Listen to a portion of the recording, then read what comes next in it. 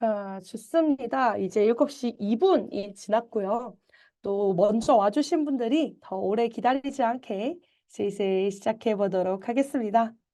자, 반갑습니다, 여러분들. 구구클럽의 이력서 세션에 오신 것을 진심으로 환영합니다. 자, 제가 이 오늘의 세션을 이제 소제목을 하나 달아왔어요. 개발자, 개발만 잘하면 장땡 아닌가요? 라는 제목을 가지고 왔는데, 자, 이 내용과 이력서 작성과 대체 어떤 관련이 있길래 저런 제목을 가지고 왔는지 이제 여러분들께 하나씩 이야기를 풀어보도록 할게요. 자, 오늘 이야기할 것들은 이렇습니다. 목차가 조금 많긴 하지만요. 주제랑 내용이 그렇게 길진 않으니 이렇게 가벼운 마음으로 나 오늘 뭐 하나는 건져 간다라는 생각으로 들어주시면 좋을 것 같아요. 자, 첫 번째, 합격하는 사람은 무엇이 다르기 때문에 합격하는가? 그리고 그쪽도 트러블 슈팅을 아세요? 라는 얘기로 트러블 슈팅에 대한 얘기 간단하게 해볼 거고요. 이제 여러분들이 고민하시는 그 프로젝트 경험, 어떻게 넣는지에 대한 얘기를 간단하게 해볼 겁니다. 자, 그리고 여러분들이 오늘 요 세션 신청하실 때 이력서 실시간 피드백이 진행될 거라는 얘기를 미리 들어보셨을 거예요. 그래서 실시간으로 피드백을 받고 싶다 하시는 분들은 직접 본인의 이력서를 제출해 주셨는데요. 그중에서 이제 몇 가지 이력서를 뽑아서 제가 이 자리에서 피드백을 드리는 시간을 짧게 가져볼 거예요. 그리고 이제 여러분들이 사전에 궁금한 질문, 궁금한 것들도 굉장히 질문을 많이 남겨주셨는데, 이제 자주 나왔던 질문들 조금 묶어서 답변 드리고 현장에서 질의응답을 받고 오늘의 세션 마무리해 보도록 하겠습니다. 자, 오늘의 세션 참석 혜택, 이 귀하고 소중한 금요일 저녁을 할애해서 이 세션에 참석해 주신 여러분들께요. 설명회 종료 3분 전부터 혜택 신청하실 수 있는 링크가 공지가 됩니다. 그래서 마지막까지 세션 집중해서 잘 들어주시고 신청 폼을 작성해 주시면 좋을 것 같아요. 자, 혜택 신청은요. 항해 99 취업 리부트 코스에 대한 교육비 10만 원 할인과 이제 오늘 오신 모든 분들께는 면접에서 자주 묻는 질문 10개와 모범 답변을 보내드릴 거니까 끝까지 세션 잘 들어주시고 신청 폼 잊지 말고 제출해 주세요. 자, 그럼 제 소개부터 먼저 드릴게요. 반갑습니다, 여러분. 저는 이제 팀 스파르타 커리어 개발 파트에서 이제 모든 수료생분들의 이력서, 퀄리티 체크와 컨텐츠를 기획하고 있는 커리어 개발 파트 구름 매니저라고 합니다. 반갑습니다. 자, 저는 이제 굉장히 좀 재밌는 이력을 가지고 있는데요. 저는 이제 뭐 어느 곳에나 또 존재하는 이공계열 학생의 공과대생이었다가 이제 어떤 연구소를 통해서 수질 분석 연구를 좀 한 4, 5년 정도 진행을 했었고요. 이제 또 내가 이것만으로 먹고 살 수 있을까라는 생각이 들던 찰나에 그래, 난 개발자, 나도 개발자를 한번 도전해보자라는 마음으로 이제 스파르타를 통해서 데이터 솔루션의 백엔드 개발자로 일을 잠깐 했었습니다. 그러다가 또 막상 해보니 제가 원하던 이 직업의 길은 이런 게 아니다라고 생각을 하면서 이렇게 팀 스파르타에 합류를 하고 이제 기획자를 위한 소프트웨어 캠프와 그 이제 PM 코스에 대한 취업 코스를 기획하고 운영을 했고요. 그리고 항해 99라는 풀타임 코스도 함께 운영을 하면서 지금 여러분들 앞에서 이 커리어 개발 파트의 이력서를 담당하는 매니저로서 여러분들께 인사를 드리게 됐습니다. 저는 한 500여 명 정도의 이력서를 직접 검토하고 코칭해 본 경험을 가지고 있고요. 실제로 제가 이제 이력서 코칭을 좀 드렸을 때 피드백 만족도가 제 입으로 얘기하기 그렇지만 굉장히 또 높은 편이었습니다. 그래서 이렇게 다양한 분들의 이력서를 검토하고 제가 거기에서 얻었던 인사이트들 그리고 다양한 팁들을 오늘 이 자리에서 여러분들께 공유를 드리도록 하겠습니다. 자, 먼저 이 얘기를 안 하고 넘어갈 수가 없습니다. 사실 여러분들도 너무나 귀에 못이 박히도록 들어보셨을 거예요. 지금은 IT 업계의 혹한기다, 겨울이다, 채용 시장이 얼어붙었다라는 얘기 정말 많이 들어보셨을 텐데요.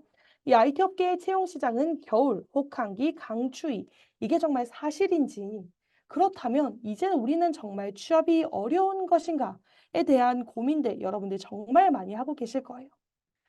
실제로도요. 이제 작년 상반기에 스타트업에 투자를 하고 있던 그런 여러 가지 추세들이 올해 이제 재작년이었죠. 22년 상반기. 이제 작년 상반기를 거쳐왔을 때 스타트업 투자에 대한 건수라든지 금액 자체가 굉장히 큰 폭으로 줄어들었습니다. 자, 지금 표의 높이가 조금 비슷해 보이지만요. 단위가 다른 걸 확인하실 수가 있을 거예요. 이제 거뜬하게 150건이 넘어갔던 기존의 투자들, 1조 원이 넘어갔던 투자금들도 이전엔 거의 뭐 투자금은 5분의 1, 거의 5분의 1 가까이 줄어들기도 하고요. 투자 건수 또한 절반 이하로 굉장히 큰 폭으로 감소를 했습니다. 실제로요. 이제 공채 같은 경우에도 네이버도 2021년 설립 이래에서는 최대 규모인 1,100여 명의 개발자를 이제 지속적으로 채용해 왔지만요. 이제 지난해부터는 절반 이하로 채용 인원이 감축되기 시작했습니다. 카카오도 마찬가지로 지난 2년간 세 자릿수 개발자 신입 공채를 진행했었지만 지난해부터 채용 규모를 감축해서 지난해 이제 하반기 중에는 아예 채용이 진행되지 않기도 했었죠. 자, 실제로 그럼 채용 공고 자체도 많이 줄였냐? 맞습니다. 지난해 이제 사람인 포털에서 이제 직무별 채용 공고에 대한 증감률을 분석을 했었고요. 2022년 대비 2023년에 직무별 공고 증감을 분석했던 결과를 제가 도표로 가지고 왔습니다. 자, 영업과 뭐 판매, 무역이 이제 그러니까 코로나 때문에 많이 줄었던 이런 영업과 판매, 무역 등이 이제 다시 경기가 풀리고 무역 시장이 활발해지면서 큰 폭으로 증가했고요. 상품 기획과 MD도 마찬가지로 이제 무역이나 어떤 영업에 대한 직무들이 늘어감에 따라 기획과 MD 파트도 굉장히 큰 폭으로 채용 공고 수가 늘었습니다. 교육도 마찬가지고요. 하지만 이제 또 채용 시장이 살짝 얼어붙고 투자가 줄어들면서 인사나 노무, HRD와 가깝게 있던 직종들의 채용 공고가 많이 줄기 시작했고요. 건설 건축도 뭐 부동산 경기에 따라 마찬가지로 큰 폭으로 감소를 했습니다. 그리고 이제 우리에게 해당되는 IT 개발, 데이터 관련된 직군이 2022년 대비 2023년에 마이너스 7.4%로 채용 공고가 꽤 큰 폭으로 감소했다라는 걸 알 수 있습니다. 사실 이런 데이터가 아니더라도 여러분들 뉴스 기사를 통해서 굉장히 많이 접해 보셨을 거예요. 이제 유튜브 많이 시청하시는 분들도 그렇고 이제 뭐 개발자 수요가 늘었다더니 개발자 모시기가 끝났다라든지 채용 축소에 신입도 경력도 한숨을 짓는다. 한때는 채용이 굉장히 적극적이었으나 IT 개발자의 채용이 이제 많이 줄었다. 수요가 줄었다라는 내용들. 또 슬픈 얘기가 있죠. 투자 혹한기 스타트업 개발자에 대한 연봉도 많이 줄어들었다. IT 업계가 혹독하게 겨울을 나고 있다. 그리고 올해 신입 채용이 감소했다 등등 여전히 비관적인 시선으로 시장을 바라보는 기사들도 굉장히 많아졌습니다. 이게 정말 사실이라면 사실 우리에게 있어서 우리가 개발자를 꿈꾸는 이 시장에 있어서 취업은 어쩌면 너무 어려운 얘기 혹은 더 이상 불가능한 얘기가 아닐까라고 생각이 드실 수가 있겠죠. 하지만요, 호황이 아닐 뿐 여러분들 채용은 계속되고 있습니다. 개발자 채용 시장은 여전히 열려 있고요. 새롭게 개발자 커리어를 시작하시는 분들, 그런 분들도 꾸준히 많습니다. 실제로 저희 스파르타를 통해서 교육을 거쳐오신 분들도 꾸준하게 채용 소식, 취업 소식을 들려주고 계시기도 하고요. 자, 어쩌면 우리는 이 계속된 실패의 경험, 좌절의 경험을 이런 것들이 조금 마음이 너무 아프다 보니 이렇게 계속 꺾이는 원인들을 사실 외부에서 찾으려는 것은 아닐까라는 생각을 좀 한 번은 되돌아보셨으면 좋겠어요. 왜 호황이 아닐 뿐 채용은 계속되냐라고 말씀을 드리고 있냐면 같은 시기에 나온 뉴스 기사들 여전히 신입 공채 문이 다시 열린다. 신입 경력 개발자 두 자릿수 채용을 시작한다라고 하는 굉장히 또 좋은 소식의 기사들도 속속들이 또 쏟아져 나오고 있기 때문입니다. 자, 지금 보고 계시는 이 뉴스 소식들은요. 제가 엊그저께 이렇게 뉴스면을 실제로 가볍게 검색을 해보면서 찾았던 기사들인데요. 자, 스타트업 인도 베트남 찾아가서 수요가 모자라니 개발자를 급하게 구하기도 하고요. 또 실제로 채용 시장 사이에서는 올해는 고급 인력들을 비교적 낮은 연봉으로 영입 가능한 저로의 기회이니 놓치지 말라라는 얘기가 돌기도 한다고 합니다. 저희 뭐 마찬가지로 이제 좀 큰 규모의 기업인 소카라든지 아워홈 같은 이런 혹은 은행, IT 자회사 등들도 슬슬 신입 개발자의 공채의 문을 열고 있습니다. 그리고 저연차 신입 채용이 비교적 많이 늘어나기도 했고요. 자, 그래서 채용은 사실 계속되고 있고요. 그럼 대체 이러한 기회를 가져가는 이 합격하는 사람들은 대체 무엇이 다를까요? 아마 요런 특징을 가지고 있을 가능성이 굉장히 큽니다. 자, 실제로 어제를 기준으로 해서 제가 사람인의 신입 개발자, 서울 경기 지역만 꼽아서 신입 개발자 채용 공고를 꼽았을 때 적어도 590건 이상의 채용 공고가 돌고 있고요. 이런 채용 공고들은 이번 달에 열렸다가 닫히는 만큼 또 다음 달에 계속 채용이 열리기도 하죠. 그래서 사실 호황이 아닐 뿐 채용은 지속적으로 이루어지고 있다라는 말씀 꼭 드리고 싶었고요. 자, 합격하는 사람은 무엇이 다른가? 아마도요. 저는 이런 사람들이 합격을 하는 게 아닐까라고 생각을 합니다. 실제로 이런 분들이 많이 합격하시기도 했고요. 자, 100여 개 이상의 입사 지원 경험이 있으셔서 이제 '내가 좀 잘 맞다. 저 회사 가능성 있어 보인다.' 하는 회사들은 이제 꾸준히 지원을 해서 거의 100 개, 150개 이상의 입사 지원을 해 보신 경험을 가진 분들이 굉장히 많습니다. 그리고 마찬가지로 이제 어떤 교육을 듣고 오셨다면 탄탄한 프로젝트 경험을 가지고 계신 분일 수도 있고요. 그리고 이런 분들은 되게 부지런하게 학습을 또 하기 때문에 다양한 스터디에 참여하거나 꾸준하게 TIL 혹은 뭐 주 단위로 WI를 쓴다는 등 굉장히 많은 학습 활동을 해오시는 분들이 가능성이 큽니다. 자, 그리고 이제 면접도 또 보러 가게 되겠죠. 그래서 뭐 능숙한 말솜씨 그리고 긴장하지 않은 태도를 가지고 계실 거고 어쩌면 이제 기본기부터 착착착 쌓아왔기 때문에 거의 완벽에 가깝다고도 할 수 있는 CS 기본 지식을 갖추고 계실 수도 있겠죠. 자, 합격하는 사람의 인재상이 뭐 이런 느낌이라면 자, 쟤는 되는데 왜 나는 안 되는 걸까? 나도 저 사람만큼 열심히 공부하고 저 사람만큼 프로젝트 단단하게 준비를 했고 나도 열심히 스터디 참여해서 이렇게 달리고 있는데 '왜 저 사람은 되는데 나는 안 되는 걸까?'라는 고민 아마 여러분들 많이 가지고 계실 거예요. 그러다 보니 이제 '아니 채용은 계속 된다는데 왜 나를 안 뽑는 거야? 대체 이 상황이 어떻게 된 거야? 시장이 문제인가?' 하는 생각까지 또 봉착하게 될 수 있겠죠. '쟤는 합격까지 했는데 왜 나는 서류도 통과를 못하는 걸까?'라는 생각 아마 여러분들 자주는 아니더라도 한두 번씩은 꼭 해 보셨을 거예요. 자, 그런 여러분들께 이런 질문을 한번 드려보고 싶습니다. 자, 여러분들은 지원하실 때 채용 공고 분석을 통해서 나와 맞는 회사를 꼼꼼하게 찾아보셨는지, 그리고 내가 가진 강점을 개발자의 역량에 맞게 자기소개 혹은 자기소개서에 충분히 어필하셨는지, 아니면 프로젝트 경험에서 내가 실제로 만났던 직면했던 문제와 내 생각이 잘 담겨 있는 해결 방안을 제시했는지, 아니면 내가 지원한 횟수가 너무 부족하거나 적진 않은지, 적어도 50개 이상의 회사에 입사 지원을 시도해 봤는지, 그리고 이제 내가 쓴 이력서 딱 펼쳐놓고 봤는데 내 이력서에 추상적인 표현이 없고 성과와 기술 수준을 명확하게 전달하고 있는지, 자, 이 5개 항목에 나는 당당하게 예라고 말할 수 있다 하시는 분 계신가요?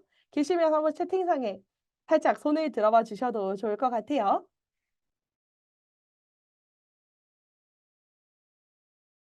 자, 한번 기다려 봤지만 네, 잠깐 기다려 봤는데 당당하게 올리시는 분들은 조금 부끄러우셔서 안 올리시는 것 같고요. 자, 이 중에 이 5가지 질문에 아니오가 하나라도 있다면 여러분들에게는 새로운 취업 전략이 필요합니다. 자, 만약에 내가 이 5개 항목에 모두 "예"라고 해당을 했는데 내가 아직 취업이 안 되는 것 같다. 자, 그러면 내가 객관적으로 나를 파악하고 있는지 다시 한번 돌아보는 시기가 필요한 것 같아요. 자, 여기 오시는 분들은요. 모든 분들이 열심히 공부하고 취업 성공 그리고 이직을 위해서 최선을 다해 달리고 계신 분들일 거예요. 그래서 이 금요일 귀한 시간, 놀고 싶은 시간에 이렇게 세션에 열정적으로 참여를 하시고, 그리고 구글 클럽이라는 프로그램을 통해서 꾸준히 알고리즘을 학습하고 공부하면서 계속 나 자신을 갈고 닦아 나가고 계신 중이죠. 자, 그래서요. 이 합격하는 사람과 나는 무엇이 다른가를 다시 한번 정의해 보자면요. 사실 여러분들의 노력이 부족한 게 아니다라는 얘기를 꼭 드리고 싶었어요.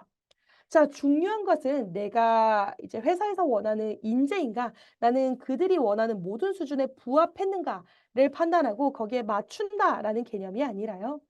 실제로 나는 충분히 노력을 하고 있는 인재이고 내가 실제로 이 회사에 들어가서 일을 잘할 수 있는 사람이라는 것을 회사에 전달할 수 있는가가 굉장히 중요해요. 그래서 최종 합격까지 도달하는 과정을 잘 살펴보면요. 여러분들은 이력서도 쓰고 코테나 혹은 뭐 과제 같은 것도 보실 거예요. 그리고 기술 면접, 인성 면접을 통해서 최종 합격에 도달을 하게 됩니다.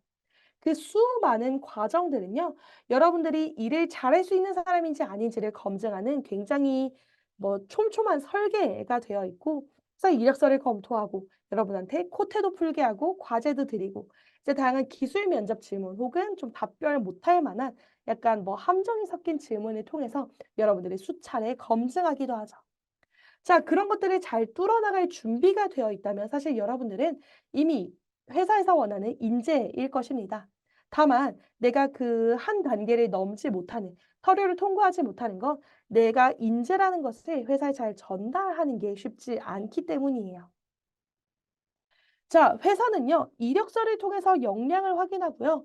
면접을 통해서 사실을 검증합니다. 여러분들은 이 사실을 반드시 알아주셔야 돼요. 자, 특히 오늘은 이력서 세션이다 보니까 이제 이력서를 통해서 역량을 확인하는 그 단계에 대해서 얘기를 좀 더 깊게 해볼 건데요. 자, 이력서를 통해 역량을 확인한다라는 것은요, 결국 여러분들이 가지고 있는 다양한 개발 지식을 통해서 정답이 없는 문제를 해결하는 역량을 갖추고 있는가, 이걸 이력서를 통해서 보고 싶다라는 얘기예요. 자, 우리가 프로젝트를 하는 이유에 대해서 생각을 해봅시다. 자, 제가 신입 개발자, 아직 경력이 없는 개발자를 기준으로 조금 말씀드릴 건데요. 혹시 이제 내가 경력직이다 하시는 분들은 이 프로젝트를 회사 생활에 빗대어서 생각해 주시면 좋을 것 같아요. 자, 우리가 프로젝트를 하는 이유가 뭘까요? 혹은 여러 가지 경력들을 통해서 우리를 검증하려고 하는 이유는 뭘까요?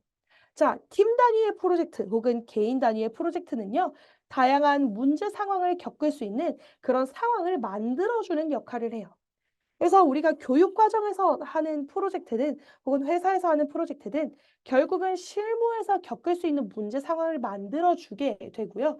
이런 것들은 내가 예측하기 못했던 예측이 어려운 문제에 직면하도록 나를 어떤 문제 상황에 던져주는 역할을 해요. 자, 그리고 특히 팀 단위의 프로젝트는요. 내가 이 문제를 풀어나가는 과정을 겪으면서 팀 단위로서의 협업 과정을 경험하게 하는 의도를 가지고 있는데요. 자, 하나의 큰 프로젝트를 만들기 위해서는 굉장히 긴 시간 혹은 굉장히 많은 인력을 필요로 합니다. 하지만 우리가 프로젝트를 진행할 때는 그렇게 충분한 시간이 주어지지 않고요. 그렇게 충분한 인력이 주어지지도 않을 거예요. 그래서 우리는 어쩔 수 없이 정해진 시간 내에 각각의 역할을 맡아서 분업을 진행하게 되고요. 그리고 팀 단위로 일이 잘 굴러가게 하도록 소통을 할 수밖에 없게 됩니다. 그런 과정들이 일어나면 당연히 또 문제가 발생할 수밖에 없겠죠. 자, 다음으로는요, 이 프로젝트를 진행하면서 여러분들은 여러 가지 구현을 하게 될 거고, 여러 가지 기술들을 가지고 와서 라이브러리를 적용하는 과정을 또 거치게 될 거예요. 자, 이런 일련의 과정들은요, 여러분들이 문제를 해결하기 위한 고민의 과정과 결과를 보여주는 역할을 하게 됩니다. 자, 어떤 기술의 기능을 구현하는 단계에서는 무엇을 구현할 것이며 어떻게 구현할 것인지에 대해서 고민을 하게 되고요. 우리가 이런 방식으로 함수를 짜고 이런 방식으로 프로세스를 구현했을 때 어떤 결과물, 어떤 리턴 값을 기대하면서 이걸 구현하는가에 대한 생각들이 내 코드에 잘 녹아들어져 가게 됩니다. 자, 그리고 우리는 이제 개발자인 만큼 시장에 굉장히 다양한 프로그래밍 언어, 프레임워크, 라이브러리, 기술들이 굉장히 많이 있는데요. 오픈소스 포함해서요. 자, 기술적 의사결정은요. 우리가 어떠한 기능을 만들어내기 위해 혹은 어떠한 문제를 해결하기 위해서 어떠한 장점을 가진 혹은 어떠한 특징을 가진 기술을 선택해서 적용할 것이냐에 대한 고민을 하게 되고요. 결국은 내가 이 기술 혹은 뭐 이러한 기능들을 통해서 무엇을 해결하기 위해서 이걸 선택했는가에 대한 것들을 적절하게 담아내는 경험을 가지게 될 거예요. 자, 그다음에는요.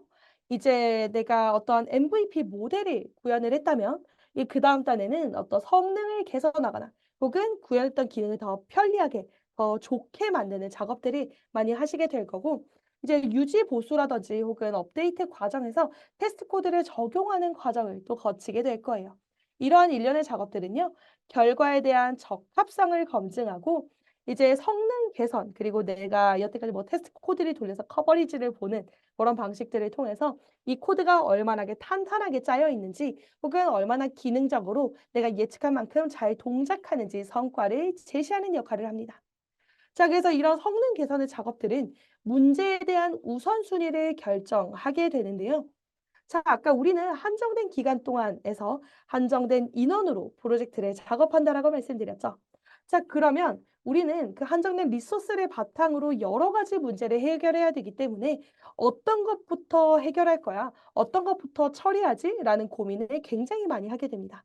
그래서 이 문제에 대한 우선순위의 결정 여부를 또 판단할 수가 있고요. 그리고 이제 이런 것들이 잘 이루어졌다면 우리가 원하는 예측했던 결과를 가져올 수 있을 거예요. 그래서 검증 과정에 대한 적합성들, 내가 고려해야 되는 필요한 요소를 잘 고려해서 개발했는가와 같은 것들을 이런 작업들을 통해서 보여줄 수가 있게 됩니다. 자, 그래서 결국은요, 우리가 프로젝트를 하는 이유는 다양한 문제 상황, 그리고 해결하는 고민의 과정과 결과에 대한 적합성을 프로젝트라는 수단과 도구로 보여주기 위해서 우리는 프로젝트를 진행하는 거예요. 우리가 하는 일들도 어쩌면 마찬가지일 수 있고요. 자, 그럼 그런 의미에서 개발자는 왜 끊임없이 지식을 탐구해야 되는가에 대해서 얘기를 해볼게요. 자, 그럼 아까 제가 프로젝트는 문제 상황에 직면하고 문제를 해결해 나가고 그게 잘 맞게 해결이 됐는가를 보는 어떤 도구이자 수단이라고 말씀을 드렸죠. 자, 왜 끊임없이 지식을 탐구해야 되는가? 왜 개발자는 죽을 때까지 공부하는 직업인가? 당연히 기초 지식이 탄탄해져서 아는 게 많은 개발자가 되어야 되기 때문에 우리는 끊임없이 공부를 하겠죠. 뭐 이제 기술의 발전 속도가 빨라서 기술의 이제 변화나 업그레이드 그리고 다양한 기술들이 생겼다가 사라지기 때문에라는 근본적인 이유도 있지만요. 결국 어떤 커리어적인 측면에서는 아는 게 많은 개발자가 되어야 내가 시장에서 살아남고 내 커리어를 올릴 수 있기 때문에 끊임없이 공부를 하게 되는 거겠죠. 그러면 왜 아는 게 많은 개발자가 되어야 하는가? 바로 문제 상황을 바라보는 프레임 자체, 프레임의 범위라든지 각도가 달라지기 때문이에요. 자, 문제를 다각도로 바라볼 수 있다면 해결책 또한 다양해지겠죠. 자, 예를 들어서 제가 이제 텀블러가 제 눈앞에 하나 있는데요. 이렇게 바라봤을 때, 이제 이렇게 직면으로 바라봤을 때는 파란색 면만 보이던 것이 제가 살짝 시선을 돌려서 윗부분을 바라봤을 때는 플라스틱 뚜껑이 보이는 그런 식으로 어떤 하나의 문제 상황에서도 다각도로 바라볼 수 있다면 내가 접근하고자 하는 해결책 또한 다양해지기 때문에요. 문제를 잘 해결할 수 있는 사람이 되는 거예요. 자, 그런 사람은 바로 회사의 입장에서 지식이 탄탄하다, 문제를 잘 캐치하고 여러 각도로 해결책을 찾는다. 이 말인즉슨 일을 잘하는 개발자라고 생각하게 만드는 거죠. 그래서 우리는 우리의 커리어를 늘리고 성장시키기 위해서 일 잘하는 개발자가 되려면 끊임없이 공부를 할 수밖에 없게 되는 거죠. 자, 일을 잘할 것 같은 사람은 문제를 잘 해결하는 사람이라고 간단하게 소개를 드렸습니다. 자, 근데 대체 우리는 무슨 문제를 해결해야 되기 때문에 공부를 해야 되고 이제 문제를 잘 해결할 것 같다라는 뉘앙스를 풍겨야 될까요? 자, 이 얘기를 잠깐 하기 전에 물 한 모금 하겠습니다. 자, 일을 잘할 것 같은 사람은 문제를 잘 해결하는 사람이라고 했습니다. 이제 회사에서는 다양한 서비스를 고객들한테 제공을 할 거고요. 그 서비스들을 고객들이 이용을 하면서 굉장히 많은 에러라던가 이슈라던가 혹은 기능 개선 등 다양한 문제를 요구하는 상황에 봉착하게 될 거예요. 자, 그런데 우리는 무슨 문제를 풀어야 이 문제를 잘 해결할 것 같은 사람인지를 보여줄 수 있을까요? 자, 제가 매슬로우의 욕구 5단계라는 이런 피라미드를 하나 가지고 왔는데요. 자, 이 피라미드는요, 이제 사람이라면 이 가장 아랫 단계에 있는 욕구부터 시작을 해서 점점 더 이 하단에 있는 욕구가 충족이 되면 점점 더 상위의 욕구를 추구한다라는 뜻에서 나온 이런 피라미드예요. 그래서 우리 요런 것들이 충족이 되면 안전을 희망하고 안전이 충족되면 소속, 사회적 욕구를 뭐 희망한다. 요런 개념의 그래프인데요. 이 개념을 트러블 슈팅에 한번 적용을 해 보겠습니다. 자, 트러블 슈팅 경험의 5단계입니다. 아까 보여드렸던 그 피라미드와 마찬가지로 우리 개발자들은요, 이런 하단에 있는 문제를 해결하게 되면 이 다음 단계를 해결하고 싶어 하고, 이 다음 단계가 해결이 되면 그 상위의 문제를 해결하고 싶어 한다. 라는 개념으로 만들어 본 트러블 슈팅 피라미드예요. 자, 처음에 우리가 개발을 배웠을 때 여러분들 기억나세요? 프로그래밍 언어 영어로 써져 있고 뭐 물론 한글 언어도 있지만요. 영어로 써져 있고 뭐 세미콜론을 쓰는 등 내가 알 수 없는 문법들을 써가면서 프로그래밍 언어를 배울 때 자, 그때는 코드 한자 한자 치는 것부터 굉장히 힘드셨을 거예요. 그래서 아니 이게 왜 안 돌아가? 이제 뭐 브레이킹 포인트 찍어서 돌려봤는데 뭐 반복문에서 이상한 게 튀어나온다던가 그런 식으로 이제 내가 오탈자나 문법을 몰라서 생기는 문제들을 아마 언어를 처음 배우는 과정에서부터 겪어 나가셨을 겁니다. 자, 그렇게 어느 정도 언어에 대해서 좀 익숙해지고 나면 이제 그때부터는 프레임워크의 문을 두드리기 시작하는데요. 자, 프레임워크 배워 보신 분들, 여기 다 개발자 준비하시는 분들이니까 배워 보셔서 아시겠지만 기존의 또 언어를 배울 때와는 굉장히 다른 방식의 접근이 필요합니다. 메모리에 대해서 고민을 해야 된다던가, 재사용성에 대해서 고민을 해야 된다던가. 이제 또 뭐 자바 쓰시는 분들은 뭐 어노테이션이 막 여기저기 달리기도 하고요. 그런 이제 프레임워크에 대한 고민들이 여기저기서 튀어나오기 시작합니다. 그때는 학습하느라 정신이 없으셨을 거예요.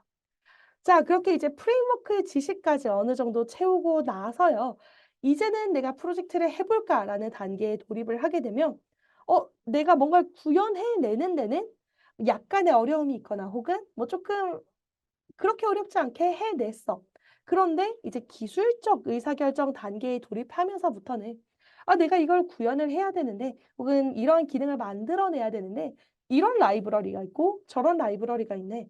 어떤 게 더 좋지? 사람들이 많이 쓰니까 저걸로 고를까? 아니야. 그래도 우리한테는 이런 세세한 기능이 좀 더 필요해. 이걸 쓰자와 같은 기술적 의사결정을 고민하시게 될 거예요. 자, 그렇게 해서 어떤 구현 단계까지 들어갔다. 이 다음부터는 성능 개선, 뭐 응답 속도를 조금 더 좋게 한다든가, 혹은 조금 더 안정적인 서비스를 제공한다든가, 아니면 이제 뭐 어떤 반응 속도, 로딩 속도를 좀 더 끌어온다든가, 혹은 서버의 비용을 절감하는 문제 같은 것들도 있겠죠. 이런 성능 개선단으로서 이제 여러분들이 코드를 좀 다각도로 바라보기 시작해요. 자, 이런 것들이 모두 다 된다면 이제는 좀 깔끔하게 코드를 쓰고 얼마나 내가 코드를 소프트하게 코딩을 하는가, 얼마나 이 코드를 재사용 가능하게 짜는가, 얼마나 많은 범위에 적용할 수 있고 내가 그런 조건들을 잘 설정하는가와 같은 효율화의 문제에 봉착을 하게 될 겁니다. 그래서 트러블 슈팅 경험은 이 낮은 오탈자의 단계부터 효율화까지 총 5단계로 크게 바라볼 수 있겠다라고 생각을 해주시면 좋을 것 같아요. 자, 그럼 전 이 트러블 슈팅의 경험을요, 크게 두 가지로 더 나눠볼 거예요. 자, 오탈자 그리고 지식 부족은요, 학습의 영역입니다. 단순 오류 개선에 가까운 문제고요. 이 단계까지는요, 이제 실무보다는 내가 공부를 하는 과정에서 주로 일어나는 문제들이 이 5단계, 4단계 영역에 많이 속해요. 그럼 실제로 일을 하면서, 프로젝트를 하면서 겪는 문제들은 어디에 속하느냐? 이 3단계, 2단계, 1단계인 실무의 영역에 있는 부분들부터 많이 발생을 하게 됩니다. 자, 그래서요. 그럼 우리가 트러블 슈팅 경험, 문제 해결 경험을 가져가야 된다는 말은요. 우리의 이력서에 이런 상위 3단계의 경험들이 잘 녹아져 있어야 된다는 말이겠죠. 자, 그래서 기능 구현이나 기술 적용에 따라서 문제 해결 역량을 어필해야 되는데 내가 개발자로서 뭘 할 수 있는지를 이야기하는 것은요. 내가 어떠한 서비스를 제공하면서 그 서비스에서 다양한 예측하지 못했던 문제들이 발생했을 때 이렇게 답이 정해져 있지 않은 문제를 풀어나갈 수 있는 능력이 있는 사람인지를 잘 보여주는 게 내가 가지고 있는 역량을 잘 보여주는 방향성이 되겠죠. 자, 그래서 내 이력서, 특히 내 프로젝트, 내 이력들, 내 경력들 딴에 이런 내용들이 잘 들어가 있는가를 여러분들도 오늘 이 시점을 통해서 한번 고민을 해보시면 좋을 것 같아요. 자, 그러면 이제 트러블 슈팅을 통해서 이런 상위 상단계의 경험들이 문제 해결 역량을 보여준다라고 말씀을 드렸는데, 그러면 아는 게 많으면 문제 해결도 좀 자연스럽게 잘 될까요? 그러면 내가 많은 지식을 가지고 있으면 저 사람들이 나를 뽑고 싶어 할까? 아니면 내 생각만 잘 보여주면 나를 뽑고 싶어 할까? 아니면 그냥 내가 아는 게 많으면 알아서 저절로 문제 해결 방법이 보이는 거 아닐까? 라고 생각을 하실 수가 있는데요. 자, 사례를 하나 가지고 와 봤습니다. 자, 내가 이제 실제로 일을 하면서 이제 선임 개발자와 함께 일을 하고 있는 상황을 가정을 해 보도록 합시다.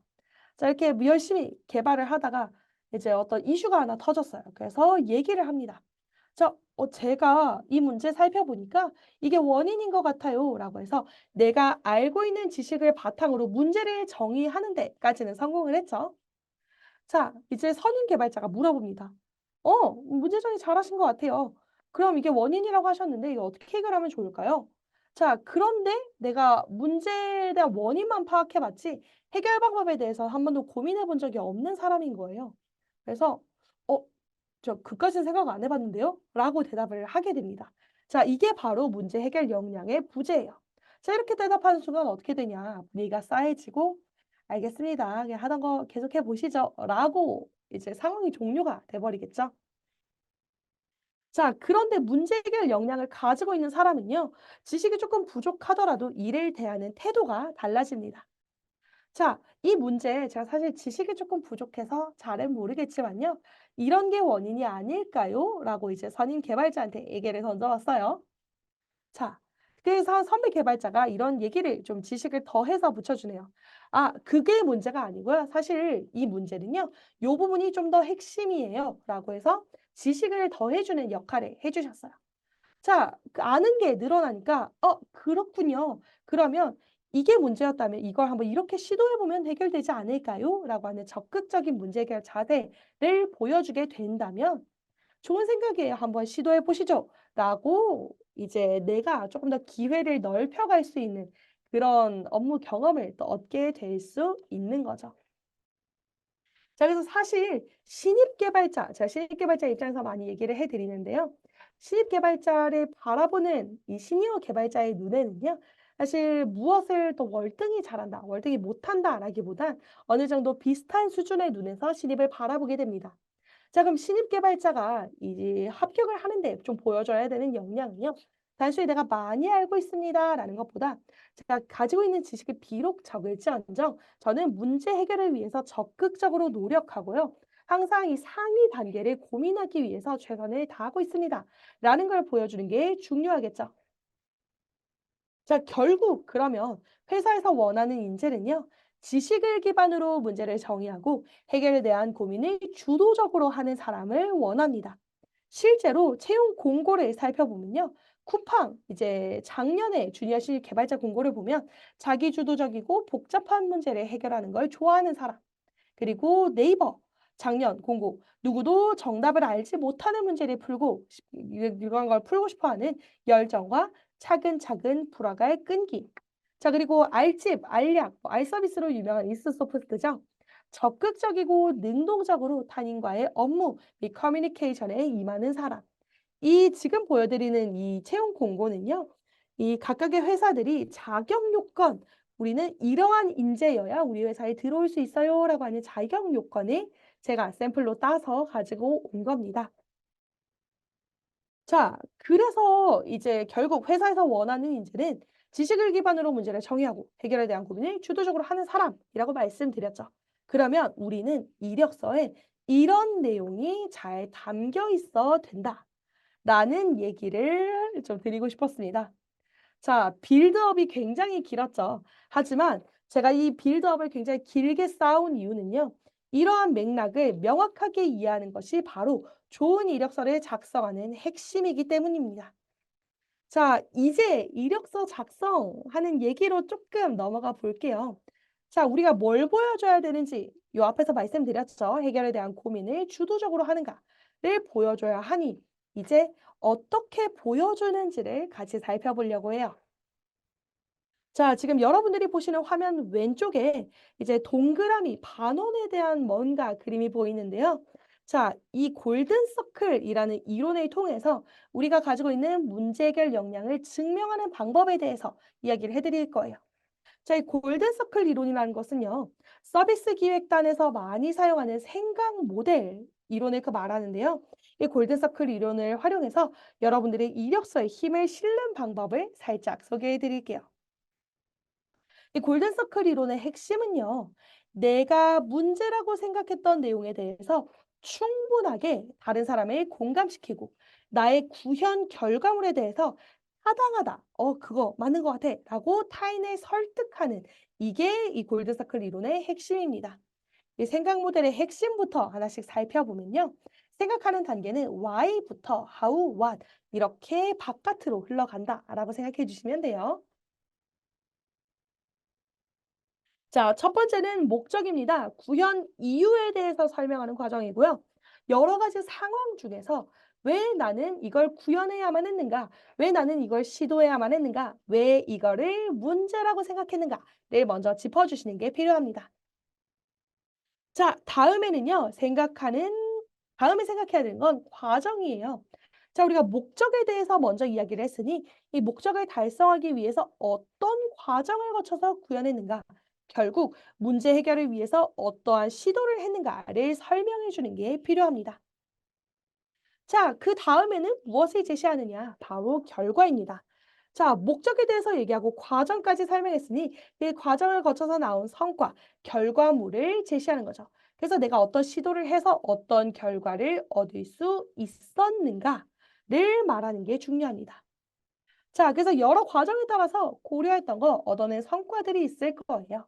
자, 그런 것들을 이 순서에 따라 잘 제시하는 게 문제 해결 역량을 설득하는 방법입니다.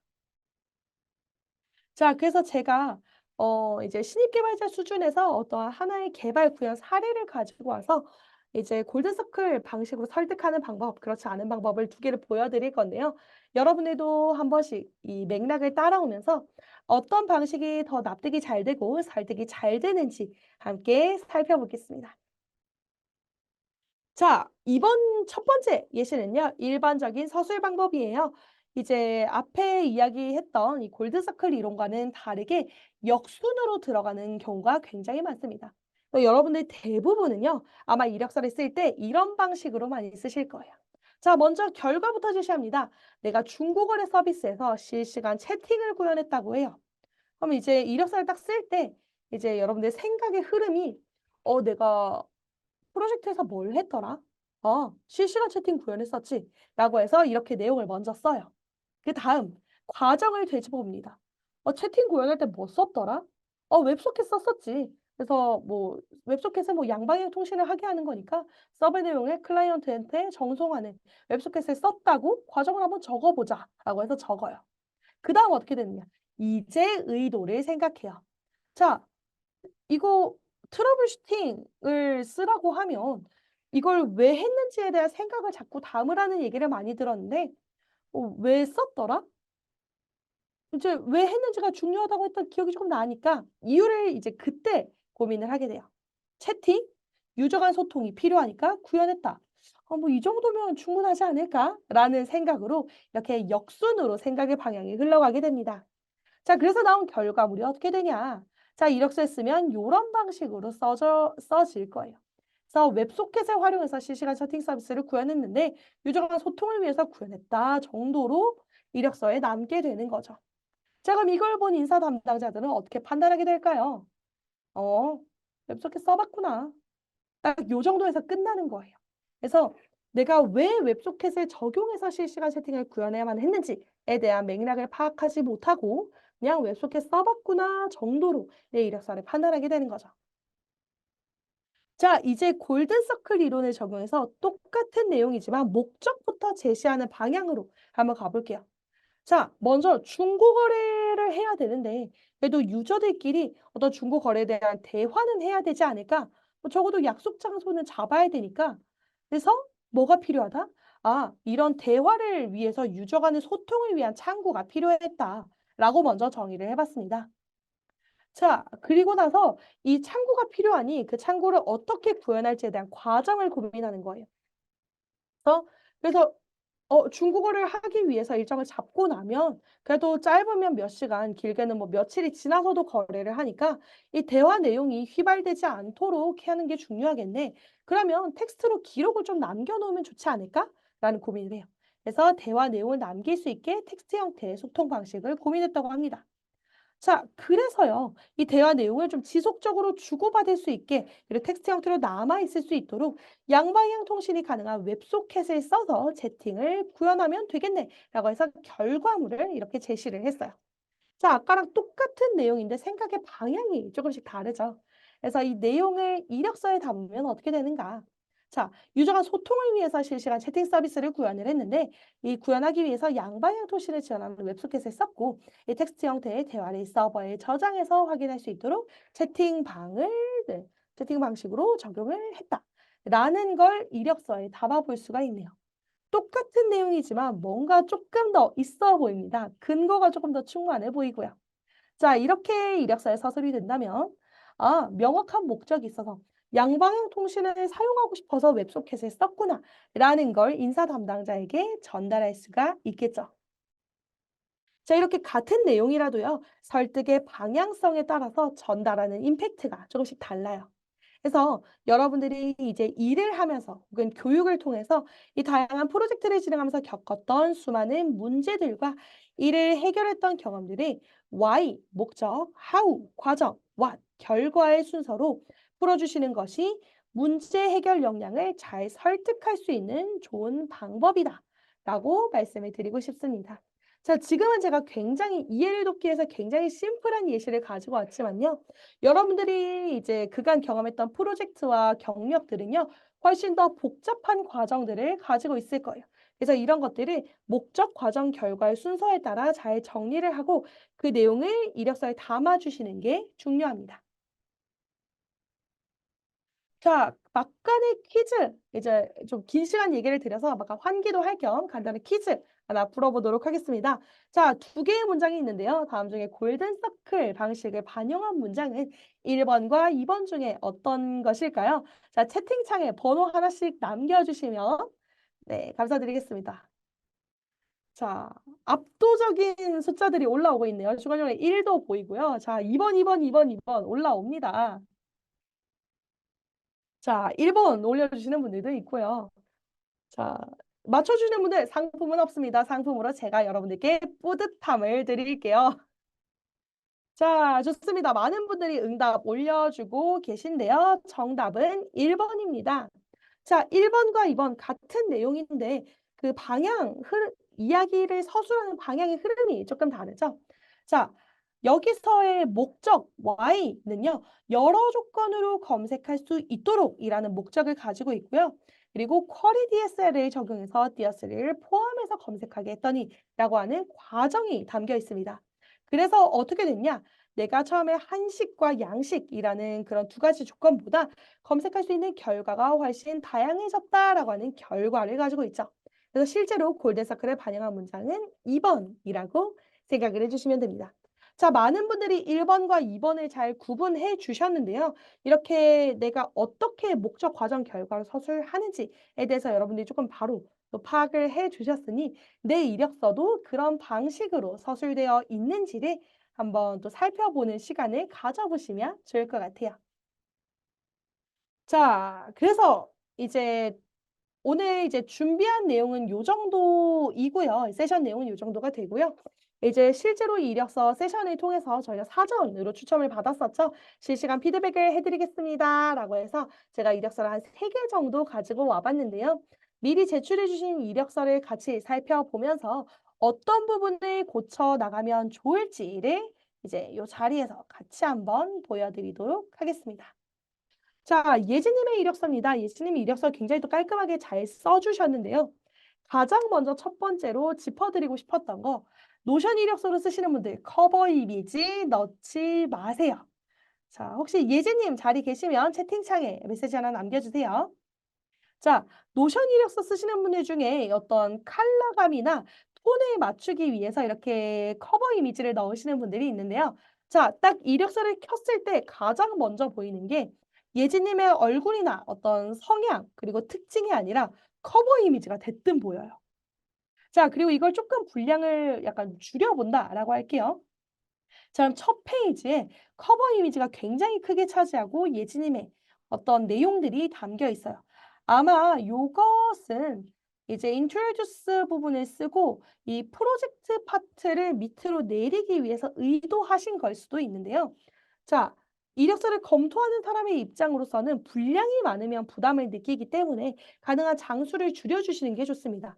그리고 이제 장수가 줄게 되면 우리는 한정된 분량 내에 정보들을 많이 집어넣어야 되는데, 자, 우리가 이만큼의 뭔가 정보를 더 집어넣을 수 있음에도 불구하고 이렇게 커버 이미지를 쓰게 되면 분량이 좀 아깝잖아요.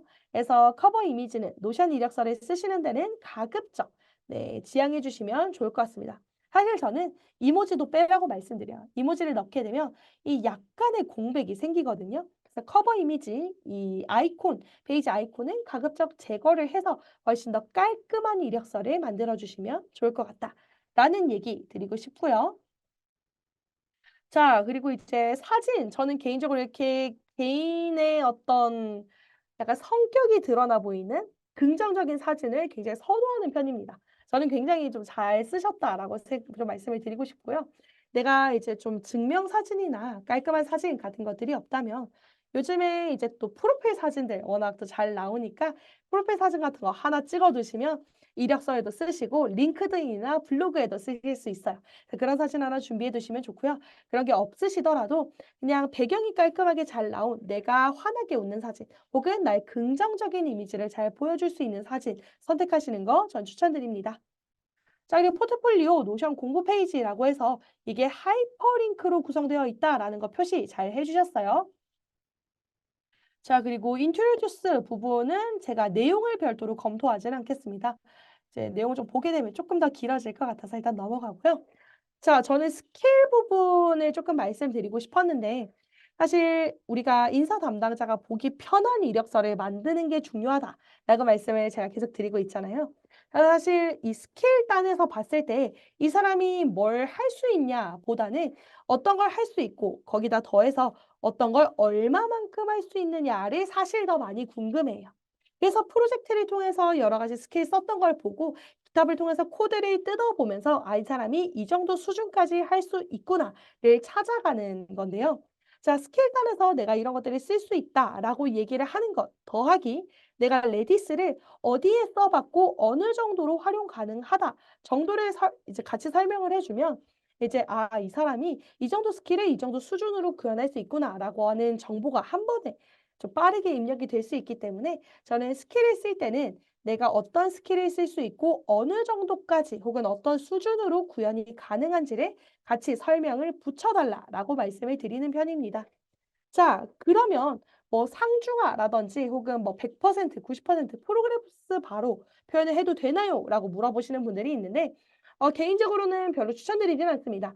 자, 나의 상과 이제 내 이력서를 검토하는 시니어 개발자의 상의 기준은 다를 거예요. 그래서 내가 자바 상이라고만 표시를 해주면 그래서 얼마나 잘한다는 건데? 라는 그 근본적인 궁금함을 해소하지 못하기 때문에 저는 가급적이면 이 자바라는 언어로 혹은 스프링부트라는 프레임워크로 어느 정도까지 구현할 수 있는가, 어느 정도까지 이제 해낼 수 있는가 정도를 가볍게 한 줄로 묘사해 주시는 걸 적극 권장드립니다.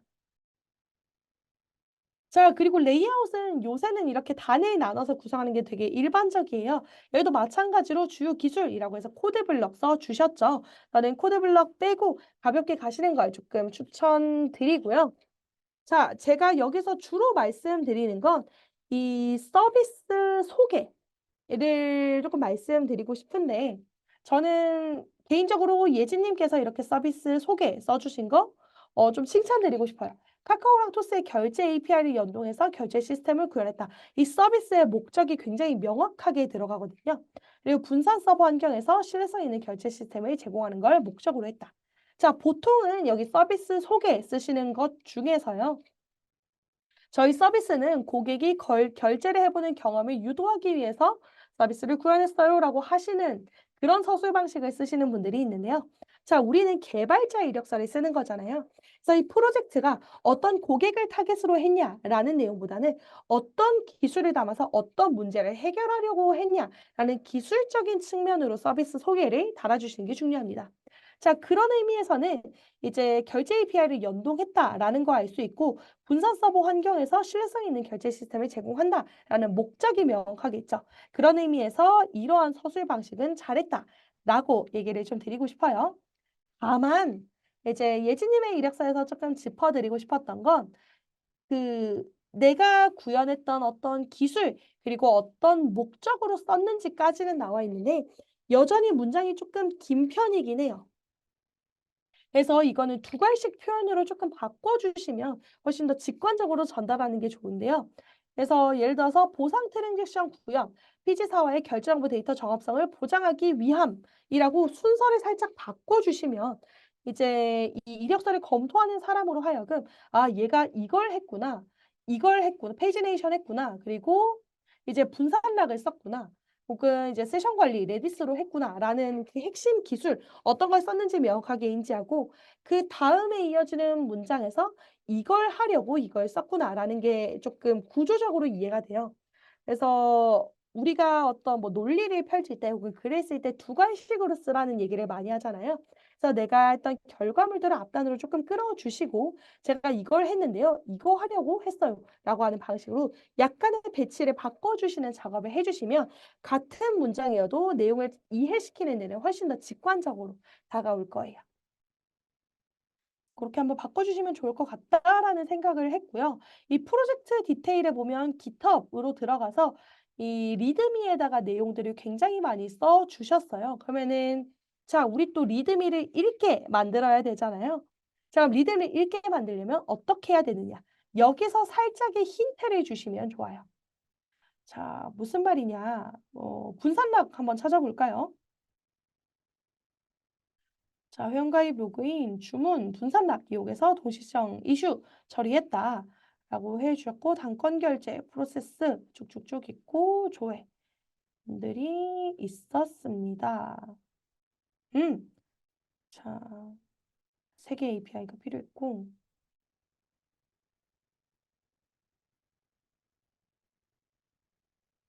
자, 좋습니다. 자, 그러면 재고 증감의 동시성 이슈를 이 레디슨 분산락을 활용해서 해결했다라고 해주셨는데, 자, 재고 및 증감에 대한 동시성 이슈가 구체적으로 어떤 상황이었는지를 살짝만 힌트를 던져주시고, 내가 그 문제를 해결하기 위해서 이걸 활용을 했어요. 라고 얘기를 해주신다면, 이러한 이슈를 예측하고 이걸 썼네. 라는 힌트를 던져줌으로써 여기를 조금 더 찾아볼 수 있게 만드는 거죠.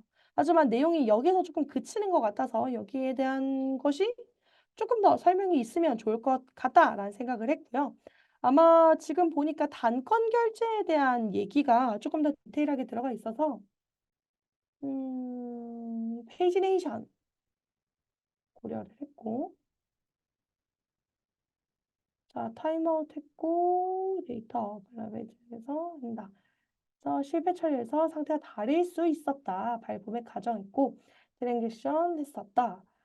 좋습니다. 자, 그럼 요러한 힌트들 내가 가장 이 단건 결제 하나를 구현하기 위해서 3개 API를 썼는데 이러한 연결들이 어떤 방식으로 프로세스가 이루어지는지에 대해서 고민을 했는가? 그런 거에 대한 힌트를 조금 던져주시면 좋을 것 같다라는 생각이 듭니다. 물론 이걸 다 이력서에 넣기에는 쉽지 않겠지만요. 이제 카드 결제를 하는 과정에서 이제 피지사의 결제 상태와 서버의 결제 상태가 다를 수 있기 때문에 발생할 문제를 예측해서 이러한 프로세스로 구현했습니다. 정도로 간단하게만 던져주시면 재밌네. 어떠한 프로세스를 좀 더 구했는지 들여다볼까라는 호기심이 동하게 될 거고 그러면 이제 여기까지 들어오게 되는 거겠죠.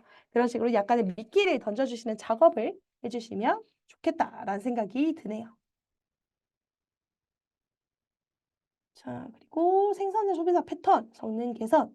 높다라는 얘기해 주셨고, 자, 요렇게 이제 코드블럭 쓰는 건 저는 개인적으로는 추천드리지는 않습니다. 코드블럭 대신에 차라리 이제 그냥 색상 정도만 입혀 주시는 형태이면 좋고요. 코드블럭은 이제 노션을 PDF로 뽑았을 때 이렇게 글씨가 살짝 작아지는 이슈가 있어서 요건 그냥 색상 처리만 해 주시면 훨씬 깔끔할 것 같아요. 자, 그 외에는 사실 나머지 내용들 좀 잘 써 주신 것 같고요. 자, 이력서에서 이미지를 넣을 때 주의할 점. 자, 정보의 밀도는요. 텍스트보다는 이미지가 밀도가 좀 크고요. 이미지보다는 영상의 밀도가 큽니다. 무슨 말이냐? 자, 정보를 전달하는 그 양 자체가 훨씬 더 많다라는 의미인데요.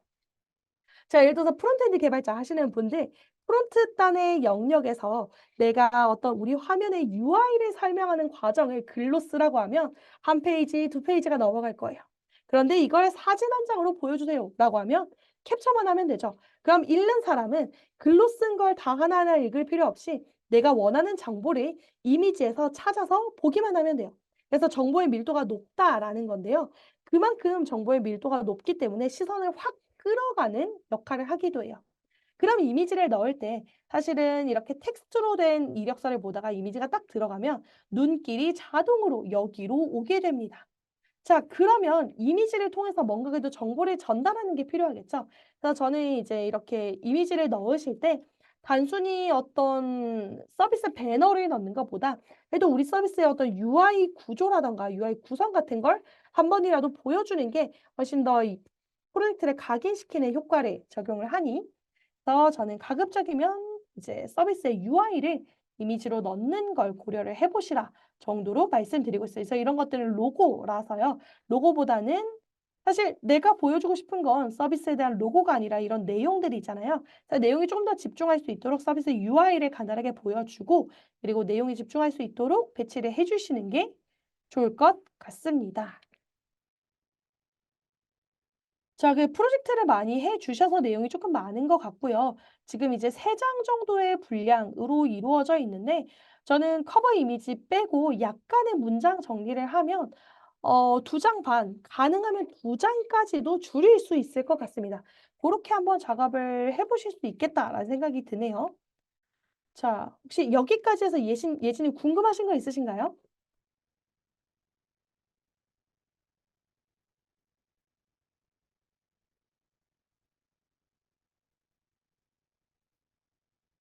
자, 기술적인 수준의 척도 상중하 기준 없습니다. 각자에 따라 기준이 다르기 때문에 기술의 수준 척도 상중하 매기지 말고 기술 숙련도를 내가 어느 정도 할 수 있는지까지를 구체적으로 명시해 주시는 게 좋을 것 같아요. 자, 아까 말씀드렸던 그 경험 5단계가 기술 숙련도를 같다고 보기는 어렵습니다. 내가 어떤 걸 가지고 어느 정도 할 수 있는지까지를 말 그대로 설명을 해 주는 거라서요. 그래서 내가 예를 들어서 자, 이제 여기서 레디스 세션 관리 방식을 채택했다. 그러면은 여기서 이제 레디스에 대한 기술 수준을 얘기할 때 저는 레디스를 활용해서 세션 관리 방식, 뭐 세션 관리를 이런 방식으로 했습니다. 정도로 묘사할 수 있는 정도면 충분한 거죠. 자, 그리고 리드미를 읽게 하기 위해서 힌트를 던져주라고 했는데, 자, 결국은 그겁니다. 과정을 이제 포트폴리오에 굉장히 많은 내용을 담아주셨는데, 그중에서 관심이 가지게 될 만한 키워드를 보여주는 거예요. 그래서 이제 내가 모든 패를 다 가지고 있으면 그걸 다 보여주는 게 아니라 이제 제가 재고 증감 동시성 이슈를 레디슨 분산락을 활용해서 해결했는데요. 이 동시성 이슈는 제가 생각했을 때는 요 정도의 문제인 것 같아요라고 문제를 살짝 던져주면 문제를 이렇게 해석했어? 그럼 구체적으로 어떻게 해결했는지 한번 들어가서 보자까지 들어가는 거예요. 그래서 그렇게 힌트를 던져주시면 좋을 것 같아요. 자, 다이앤님 질문은 제가 뒤에 FAQ를 마무리하고 나서 네, 이어서 진행을 해보도록 하겠습니다. 자, 오늘 1시간 세션 예정이었는데 내용이 조금 길어지고 있죠? 남은 시간을 조금 빠르게 진행하고 질의응답 받아보도록 할게요. 자, 많은 분들이 참석해 주신 만큼 질문도 많았습니다. 사전 질문들 한 거의 제가 6, 70개 정도를 받아봤었고, 그리고 그중에서 조금 그룹으로 묶을 수 있는 거를 가지고 와서 한 번에 답변을 먼저 드리고 시작할 건데요. 자, 질문들이 이렇게 있었지만 대체적으로 묻는 포인트는 이거였습니다. 이력서랑 포트폴리오의 차이가 뭐예요? 라는 질문이었는데요. 자, 저는 이력서랑 포트폴리오를 이렇게 정의합니다. 우리가 가지고 있는 경험을 영화 촬영하는 과정이라고 한다면 최종 프로젝트 혹은 경력들은요, 우리 영화 촬영 과정을 통해서 완성된 영화라고 정의를 합니다. 자, 그다음에 그럼 이력서는 뭐냐? 우리가 프로젝트를 통해서 영화를 한 편 만들었잖아요. 이력서는 영화의 예고편, 티저에 가깝다고 말씀을 드려요. 진짜 엑기스만 쏙쏙 뽑아서 이 영화를 보게 만드는 이거 하이라이트를 모아놓은 예고편이라고 정의를 드립니다. 그럼 포트폴리오는 뭐냐? 자, 우리 유튜브에 뭐 영화 리뷰 채널들 되게 많잖아요. 결말 포함해서. 그래서 영화를 내가 보지 못했더라도 그 다음 편을 보러 갈 때 전편 보고 예습하는 것처럼요. 그래서 약간의 스토리들이 많이 담겨 있고 그 스토리의 흐름들을 결말과 함께 제시하는 것들이 영화 리뷰 채널이니 포트폴리오는 그런 수준이다라고 이해를 해주시면 돼요. 자, 그럼 영화 예고편이랑 리뷰 채널에서도 분량의 차이가 많이 나죠. 그래서 예고편은 정말 하이라이트 엑기스, 포트폴리오는 스토리가 담긴 리뷰 채널이다라고 이해를 해주시면 그 명확한 차이가 보이실 거예요. 그래서 담고 있는 분량이 다르다는 것은요, 해당 자료를 통해서 얻고자 하는 정보의 밀도가 다르기 때문에요. 실제로 인사 담당자들도 이력서랑 포트폴리오에서 기대하는 수준과 분량이 달라요. 요거 명심해 주시면 좋을 것 같습니다. 자, 그리고 이제 요런 질문들이 들어왔는데요. 뭐 개수라든지 혹은 좀 어떻게 써야 되는지 이런 것들을 많이 질문해 주셨는데 결국은 읽는 사람을 고려해야 된다라는 키워드입니다. 자, 스킬은요. 읽는 사람들은 이런 걸 궁금해해요. 스킬을 볼 때는 그래서 어느 정도 쓰신다는 거예요?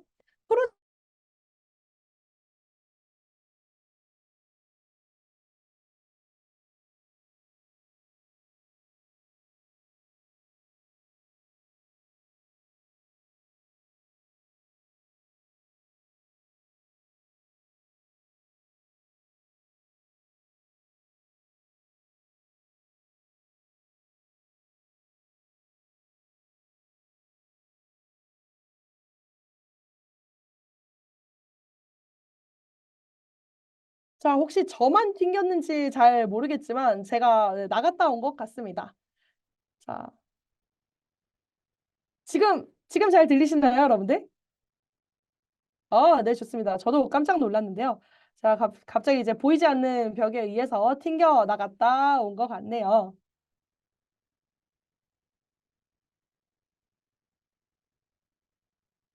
자, 좋습니다. 이어서 말씀드리면 결국 읽는 사람들은요. 이제 이러한 주제에서 이러한 것들을 궁금해 한다라고 생각해 주시면 돼요. 그래서 이제 프로젝트에 대해서 어떤 고민을 했는지, 스킬은 어느 정도 쓰는지, 분량 이 정도면 충분히 읽을 수 있는지를 고려를 해서 읽는 사람을 위해서 써줘야 된다라는 거고요. 결국 프로젝트를 여러 개 써도 되나요? 혹은 제가 이런 것들이 있는데 보여줘도 되나요? 와 같은 질문들은요. 내가 어필하고 싶은 것과 내가 정말 어필해야 되는 것이 그 둘 중에서 어디에 속하는지를 잘 구분하셔야 돼요. 자, 예를 들어서 내가 3년 전에 했던 진짜 사이드 프로젝트 "이거 넣어도 돼요?" 라는 질문은 내가 어필하고 싶지만 정말로 어필해야 되는 것은 아니거든요. 왜냐? 너무 오래되기도 했고 규모가 작기도 했고 내가 만약 최근에 했던 프로젝트가 있다면 그걸 어필하는 게 훨씬 나한테 유리할 테니까요. 그래서 그런 것들이 잘 구분해 주시는 게 이 웬만한 "이거 넣어도 돼요?" 라는 질문의 해답이 됩니다. 자, 그리고 이제 뭐 "어떤 프로젝트로 어필하냐? 필수 역량이 뭐냐? 어떤 기술이 도움이 되냐?"와 같은 질문들이 있었는데요. 저는 요거를 "채용 공고 분석이 필요하다."라는 대답을 좀 드리고 싶어요. 자, 각각의 직무 그리고 각각의 회사에서 사용하는 기술들과 스킬들은 다 다르기 때문에요. 기본적으로 내가 이 회사에서 뭘 원하는지는 채용 공고에 사실상 답이 다 들어가 있어요. 자, 채용 공고는 크게 세 가지 덩어리로 이루어져 있습니다. 자격 요건, 기본적으로 갖췄으면 하는 성향, 성격, 경험, 주요 업무, 지원자가 담당할 업무에 대해서 안내하는 것, 플러스 너 이런 경험 가지고 있으면 우리 회사에서 일 잘할 것 같아 라는 걸 전달하기도 하고요. 우대사항은 주요 업무랑 연관지어서 이런 경험이 있다면, 경력이 있다면 긍정적으로 검토할게요 라고 하는 가산점의 영역이에요. 그래서 이 회사 가려면 어떤 걸 준비해야 돼요? 이런 백엔드 직무는 이런 기술 써야 되나요? 와 같은 대부분의 해답은요. 이미 채용 공고에 다 들어가 있습니다. 자, 그리고 비전공과 전공의 차이 물어보시는 분들이 많은데요. 자, 비전공자와 전공자의 가장 큰 차이는요. 사실 4년 동안 얼마나 전공 과목을 배웠냐, 얼마나 기초 지식을 갖추고 있는가가 핵심이에요.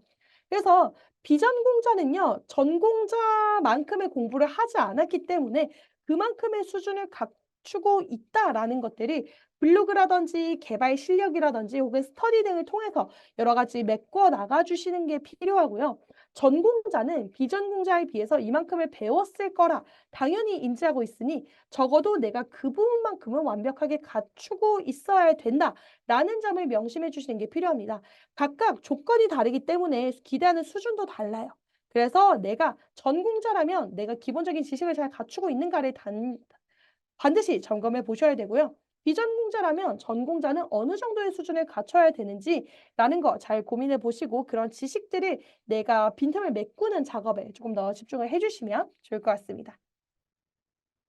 자, 그리고 스펙이 많이 없는 사람들, 수상 경력이 없다. 그리고 공부한 것들 넣어도 되는지, 수료증 넣어도 되는지와 같은 것들은요, 사실 가산점의 영역에 가까워요. 그래서 다양한 경험, 많은 경험을 가지고 있다는 건 사실 다다익선입니다. 많으면 많을수록 좋고요. 내가 많이 시도해보고 도전해봤다는 것은 내 열정을 보여주는 또 다른 지표이기도 해요. 하지만 이건 가산점의 영역이기 때문에요. 적거나 없다고 불합격하는 건 아닙니다. 실제로 우리는 대회를 통해서 상을 타는 거라 대회에 참여한 모든 사람에게 상을 주진 않잖아요.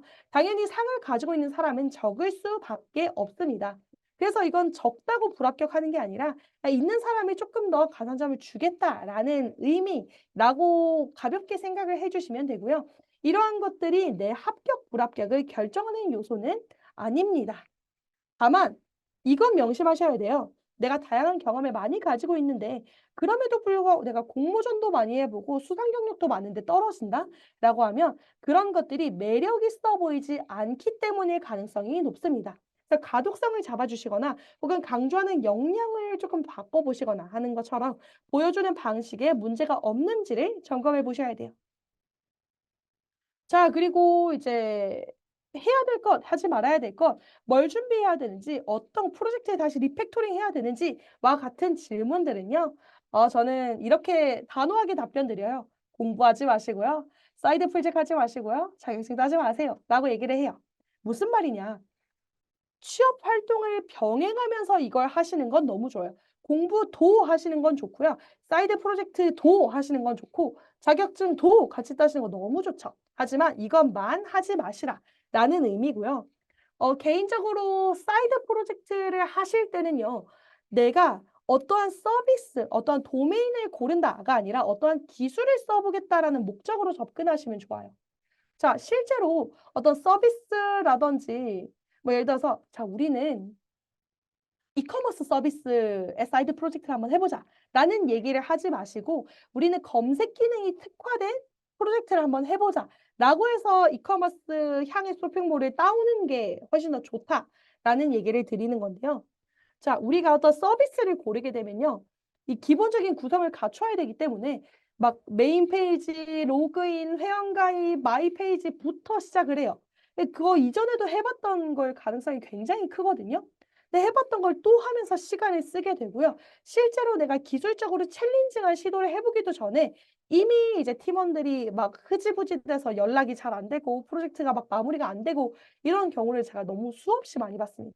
그래서 그 어떤 서비스를 해보자가 아니라 어떤 기술을 시도해보자라는 방식으로 사이드 프로젝트를 접근해 보셨으면 좋겠다는 거, 네, 그 말씀을 좀 드리고 싶고요. 자, 백엔드 개발자가 되게 어려운 이유, 그리고 서류 합격도 잘 안 된다. 이건 사실 수요와 공급의 문제입니다. 당연히 시장에서 이제 아까 앞서 보여드린 것처럼 수요가 조금 하락했고요. 여전히 이제 우리 개발자가 되고 싶어 하는 분들은 많기 때문에 공급이 증가했습니다. 사실 이건 이제 상황일 뿐이고요. 그럼에도 불구하고 앞서 말씀드린 것처럼 호황이 끝났을 뿐 채용은 계속됩니다. 나를 뽑고 싶은 사람으로 만드는 게 훨씬 더 중요합니다. 왜 안 뽑을까에 대해서 내가 해결할 수 없는 문제를 고민하지 마시고요. 내가 뽑히려면 무엇을 해야 하는가 하는 내가 고칠 수 있는 문제를 조금 더 능동적으로 고민하셨으면 좋겠어요. 자, FAQ까지 답변 드렸고 실시간 질문 좀 받아보도록 하겠습니다. 채팅으로 궁금하신 점 남겨주시면 제가 답변 좀 드려보도록 할게요. 시간이 조금 늦어져서 한 10분 정도만 질문을 받아보도록 하겠습니다. 이제 질문 다 올려주시는 동안 먼저 올려주셨던 다이님 질문에 답변 드리도록 할게요. 자, 신입 지원의 경우 자바를 안 해보고 다른 언어로 1, 2, 3단계까지 가본 사람이 자바를 사용하는 직무에 지원할 때 다른 언어로 진행한 프로젝트의 내용을 어필하면서 자바를 사용하는 직무도 빠르게 적용할 수 있을 것 같다라고 어필하는 건 자소서 읽는 분들한테 먹힐 가능성이 있습니다.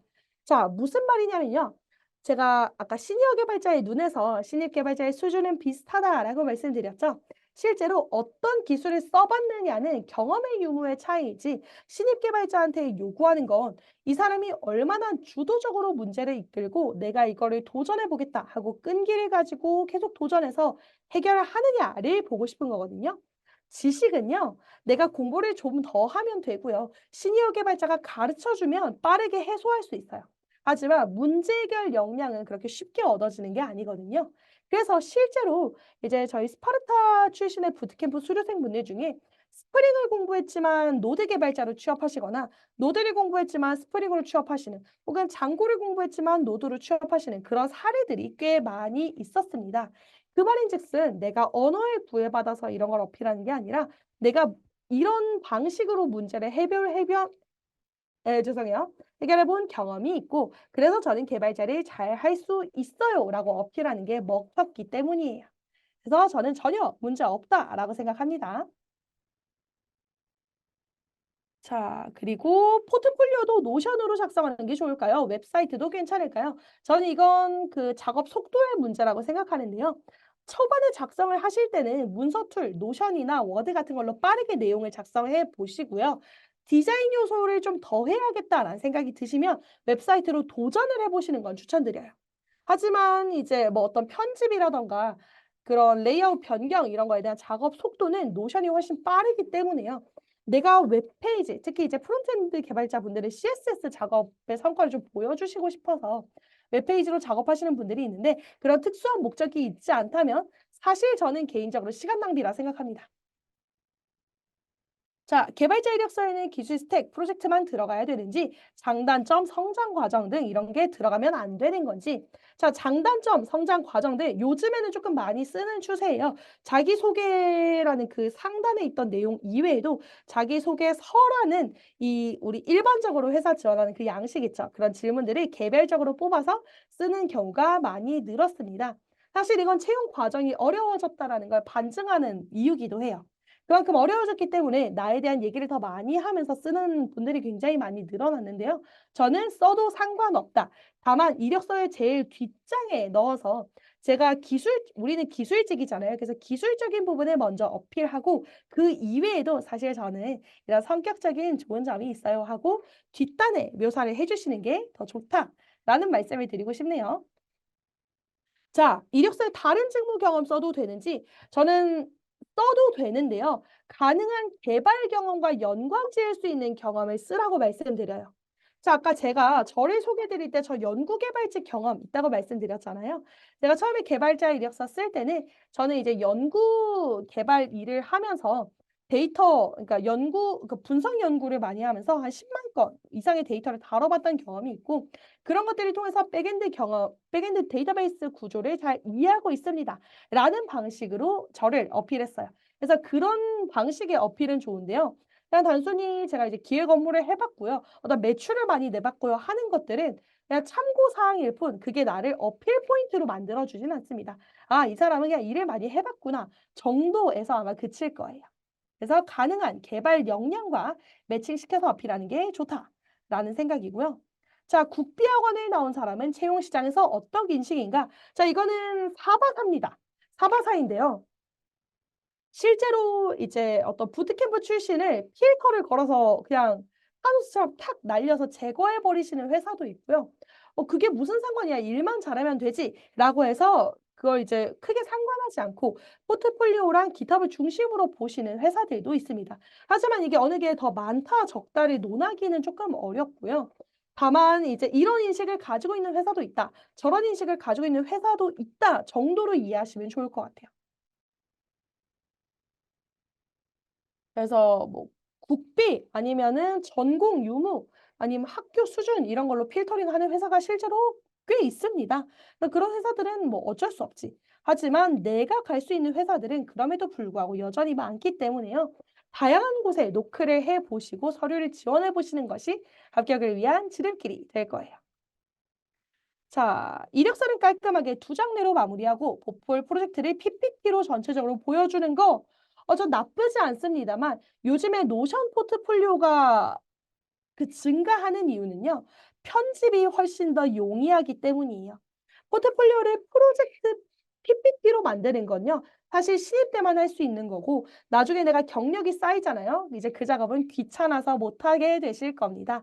그래서 프로젝트는 깃허브라든지 혹은 노션 등으로 문서화해서 약간의 이미지를 첨부하는 방식으로 만들어 주시는 게 추후에 내가 경력을 쌓아나가면서 포포를 만들 때도 훨씬 더 편하실 거예요.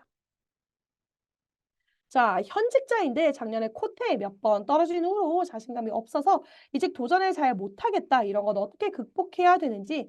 사실 이거는 내가 어느 정도 수준에 도달했다라고 내 스스로 벽을 깨는 게 아니라면 탈출하는 게 쉽지 않습니다. 개인적으로는요, 이제 구글 클럽 하시면서 항해 리부트 코스도 같이 와주시면 좋을 것 같긴 하지만요. 이제 같이 학습을 하는 사람의 입장에서 조금 말씀을 드리면요. 내가 실제로 문제를 많이 풀어보고 깨보는 시도를 해 보셔야 되고요. 코딩 테스트를 떨어진 게 실력의 문제라면 실력을 보충하시면 되는 것. 만약에 긴장의 문제라면 내 마인드셋을 다시 하면 되는 것. 이라고 해서 스스로 문제 진단을 조금 해 보시고, 네, 그러고 나서 조금씩 도전해 보시는 게 필요할 것 같아요. 그리고 사실 코테를 안 보는 회사들도 있습니다. 이직을 내가 하고 싶은 회사가 코테를 안 본다면 거기를 적극적으로 노려보시는 것도 방법이겠죠. 자, 프로그램 수료 과정에서 출석수 부족으로 수료까지 가지 못했는데 얻은 기술과 깨달음이 많아서 이력서에 써도 될지 실패 경험이라서 안 쓰는 게 좋을지 정도를 해 주셨는데요. 요거는 사실 선택 사항인 것 같아요. 내가 그럼 이제 이 수료 과정을 썼는데 수료를 못 했다. 그럼 이제 "왜?"라는 질문이 나올 수 있는데 그러면 부득이하게 출석수 부족이란 사유를 말할 수밖에 없거든요. 근데 그걸 말하면서까지도 깨달음이 많아서 이걸 얘기하고 싶다면 선택하는 거고요. "아니야. 그 정도까지는 아닌 것 같아."라고 하면 사실 빼시는 게 훨씬 더 유리한 전략이겠죠. 자, 신입 지원 시 나이에 대한 문제는 없는지 저는 35살, 6살까지도 신입으로 합격하시는 거 봤습니다. 요 정도면 사실 나이에 대한 문제는 없는 것 같아요. 자, 백엔드 개발자를 지향하는 경우에도 지금 절취선을 그어야겠네요. 여기까지를 절취선으로 일단 긋고 시작하겠습니다. 절취선. 자, 고 이제 네. 백엔드 개발자를 지향하는 경우에도 프론트엔드 경험이 필요할지, 백엔드를 여러 번 해보는 게 좋을지, 다른 분야에 대한 이해가 있는 게 더 좋은지 궁금하다. 자, 우리가 어떤 직무를 하게 될지의 관점에서 바라보시는 게 중요해요. 자, 백엔드 개발자를 지향하는데 프론트엔드 해봤다는 좋죠. 이건 다다익선, 가산점의 영역이에요. 하지만 내가 이걸 해봤다고 프론트엔드 경험이 있다고 해서 백엔드를 잘할 수 있느냐? 이건 완전히 다른 얘기거든요. 그래서 백엔드 경험이 훨씬 더 많은 게 사실 해당 직무에서 당연히 유리하고요. 다만 프론트엔드를 해봤다는 가산점의 영역으로 들어갈 수는 있죠. 요걸 잘 고민해 보시면 좋을 것 같습니다. 자, 문제 상황을 설명하기에 자소서 간이 너무 작을 때는 어떻게 하는지, 추상적이어도 되는지, 내가 너무 상황을 설명하려는 건 아닌가를 고려해 보셔야 돼요. 자, 내가 그 이전의 상황이 어땠었고요. 이게 이래 가지고 문제가 터졌는데요. 라고 하면 당연히 길고요. 정말 딱 하나의 키워드, 우리 에러 코드 발생하는 것처럼 하나의 키워드로 문제를 정의하시면 그렇게 모자라진 않을 거예요. 그래서 혹시 너무 많이 길어지면 자소서 칸은 자기소개 영역이 아닌 자기소개서로 뒤로 밀어주시는 게 훨씬 더 좋겠죠. 자, 프로젝트 하나에 대한 상세 프로젝트 페이지에 노션 커버, 프로젝트에 대한 대표 이미지, 포트폴리오는 상관없습니다. 포트폴리오는 상관없으니까 그거는 이제 뭐 프로젝트 대표 이미지 넣으셔도 문제는 안 돼요. 다만 제가 말씀드린 건 이력서의 경우입니다. 자, 추가적으로 질문 드립니다. 이력서, 학력, 자격증, 자기소개서와 포트폴리오를 따로 파일로 나눠도 되는지, 한 파일로 합쳐야 되는지, 개인적으로는 그 이력서랑 포트폴리오를 보는 목적이 다르기 때문에요. 파일은 나눠주시는 게 좋다고 생각해요. 합치는 순간 이게 이력서는 요만큼이고 포폴은 이만큼인데 분량이 길어 보이는 역효과를 낼 수 있기 때문에 파일은 나눠주시는 게 좋을 것 같아요. 자, 그리고 이력서에서 프로젝트 설명할 때 프로젝트 당 몇 줄 분량으로 작성하는가, 흥미 유발을 위한 분량이 어느 정도일지, 전에 하나의 소주제당, 그러니까 내가 어떤 하나의 컨텐츠, 하나의 기능당 3줄 정도가 딱 맥스라고 생각을 하고요. 그런 프로젝트에 내가 담당한 기술들이 몇 개냐에 따라서 분량이 좀 달라지겠죠. 나는 기술 조금 더 세부적인 단위로 들어가 봤을 때는 문제 정의, 어떤 의도, 결과 정도로 딱 3줄이면 맥스라고 생각합니다. 자, 프로젝트 개수는 몇 개 정도가 적당한지 아까 FAQ에서 말씀드린 것처럼 저는 한 2개 정도 내지 신입 기준 2개 내지 3개 정도면 적당하다라고 생각을 하고요. 사실 경력직의 입장에서도요. 이제 내가 가장 최근에 했던 혹은 가장 메인으로 밀고 싶은 프로젝트 3개를 강조하고 나머지는 조금 가볍게 혹은 줄여서 쓰라고 많이 말씀을 드리고 있습니다. 자, 전공자인데 국비학원 수료를 넣는 거 마이너스 요소인지, 자, 이것도 마찬가지로 사바사입니다. 국비학원을 수료했는데 국비 과정에서 프로젝트를 정말 기깔나는 걸 했다. 그럼 그거는 또 좋은 경험이 될 수 있겠죠. 다만 이제 내가 전공을 배웠고 이제 기대하는 수준이 다르다라고 말씀드렸잖아요. 내가 전공을 배운 만큼 기초적인 지식도 어느 정도 갖추고 있을 거라 판단하기 때문에 그런 것들을 이제 잘 챙겨주시는 건 필요하겠죠. 자, 팀 프로젝트로 진행하면 내가 안 한 부분도 다 쓰는 게 좋은지 진짜 정말 정말 많이 나오는 질문인데요. 자, 팀 프로젝트를 진행할 때 내가 안 한 부분을 쓰는 경우가 하나 있습니다. 무엇이냐? 프로젝트에 어떤 기능이 있는지 소개할 때 그거 말고는 내가 했던 부분을 써 주셔야 되고요. 내가 다 같이 한 건 아니지만 어느 정도 일부 관여를 했다. 그리고 내가 설명할 수 있을 정도야. 그 정도면 저는 그 정도는 써도 된다고 생각합니다.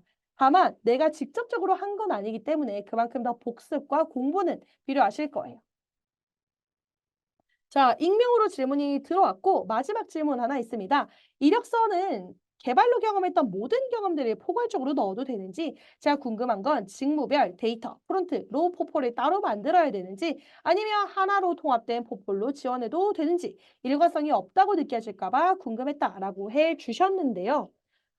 자, 결국 프로젝트랑 포트폴리오로 보고 싶은 건 이 사람의 기술적인 역량입니다.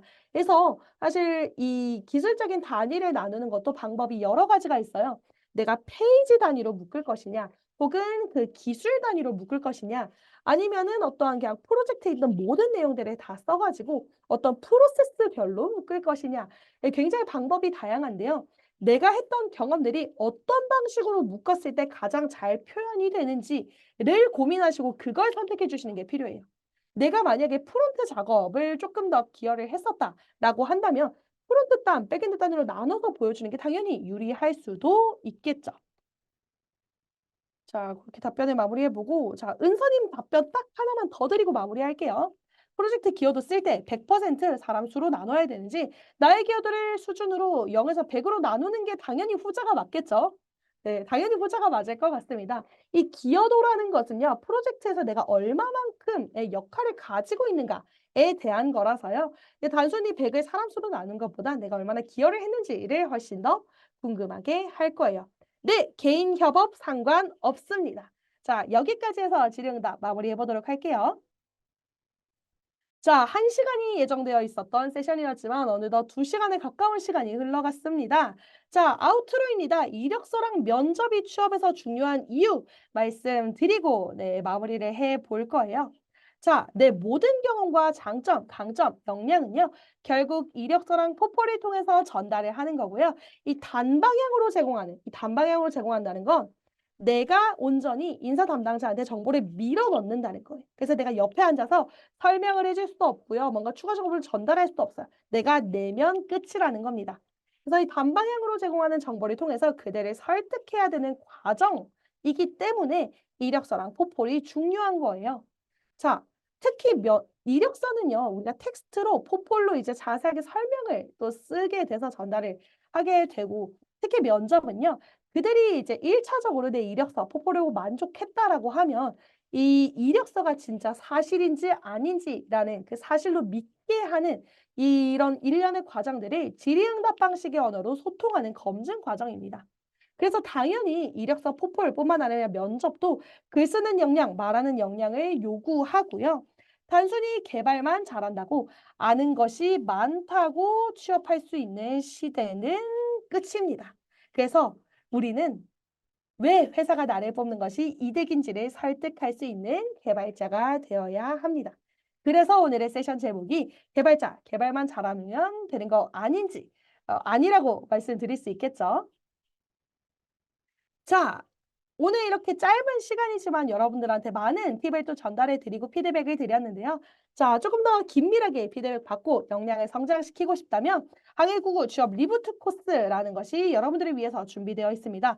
월요일, 토요일 9 to 9으로 온라인으로 진행되는 교육이고요.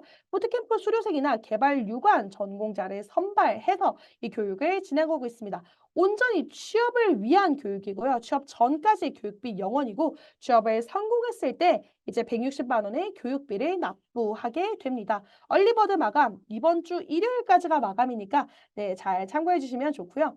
자, 1년 내에 취업을 못할 경우에는 납부 의무가 없습니다. 특히 이제 오늘 세션 참여하셨던 구글클럽 스터디원일 경우에는 10만 원 추가 할인해 드리고 있고요. 모집 기간 이제 3기 막 모집하고 있으니 월 20일부터 시작되는 리부트 코스 3기 그 리부트 코스에서도 제가 이력서 세션 진행하고 있으니까 관심 있으신 분들 많은 신청 부탁드릴게요. 자, 얼리버드 혜택까지 소개해드리고 세션 마무리해 보겠습니다. 1차 얼리버드 4월 7일 결제 마감이란 표시가 되어 있네요. 자, 현직 개발자와의 커피챗 기회, 이력서 대비 풀 패키지 사전 강의와 문제은행 제공되고요. 1일 1 코딩 테스트 스터디를 지원합니다. 취업에 성공한 현직 개발자와 커피챗도 해 보실 수 있고 이력서 특강이나 프로젝트 경험, 구조 가이드, 이력서 샘플도 같이 제공을 합니다. 그래서 이제 또 코딩 테스트 많이 쓰이는 파이썬 기초 문법 강의라든지 문제은행도 제공해 드리고 있고 코테 문제 드리고 TIR 작성 가이드까지 드리고 있으니 많은 관심 부탁드립니다. 만관부. 자, 방금 이제 또 저희 스파르타 매니저님께서 혜택 신청서 제출해 주셨는데요. 혜택 신청과 함께 오늘의 세션에 대한 만족도도 조사를 받고 있으니 여러분들 오늘 세션이 조금 만족스러우셨다면 네, 한 번씩 만족도에 또 좋은 평가를 부탁드리겠습니다. 자, 세션은 여기까지이고요. 오늘 드렸던 다양한 팁들을 바탕으로 여러분들이 개발자 취업에 성공하실 수 있도록 항상 응원드리겠습니다. 저희 팀 스파르타는 여러분들의 목표 달성을 항상 응원합니다. 여러분, 긴 시간 동안 수고 많으셨습니다. 지금까지 커리어 매니저 구름이었습니다. 감사합니다. 수고 많으셨어요, 여러분.